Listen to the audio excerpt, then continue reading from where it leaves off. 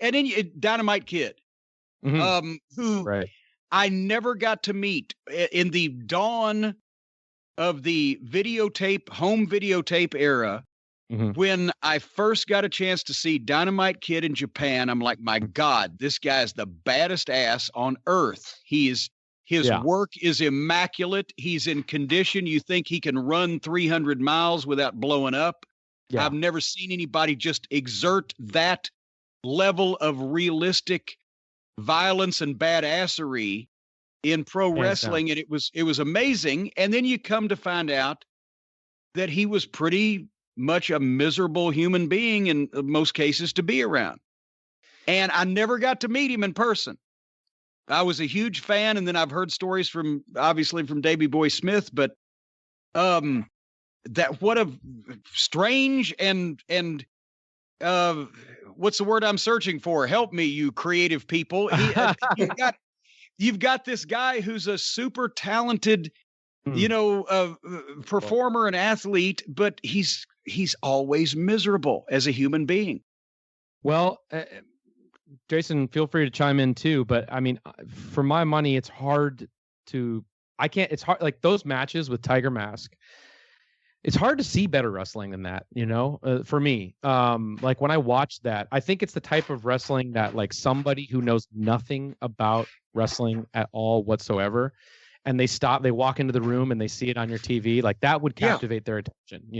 It's really it's like the highest level, I think, for sure. It was what these guys have been trying to copy for the past 40 years since then, is that somehow they did a video game wrestling match and made it look legitimate.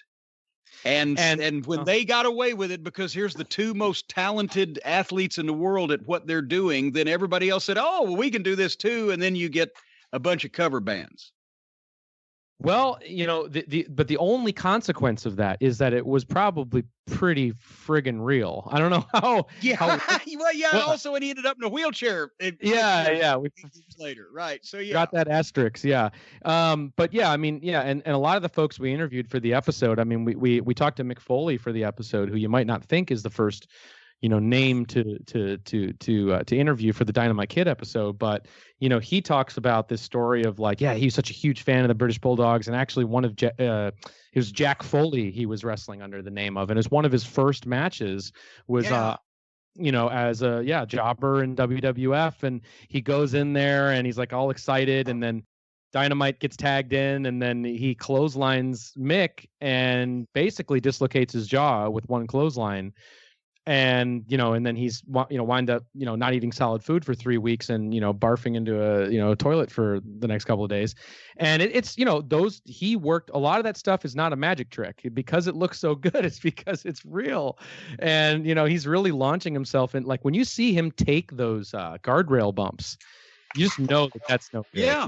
The first time that I ever actually got to talk to anybody who had been around Dynamite in person was when Danny Davis, my old partner in OVW, had worked Calgary, and he came back to Tennessee and was telling me in the early 80s about, they have these ladder matches.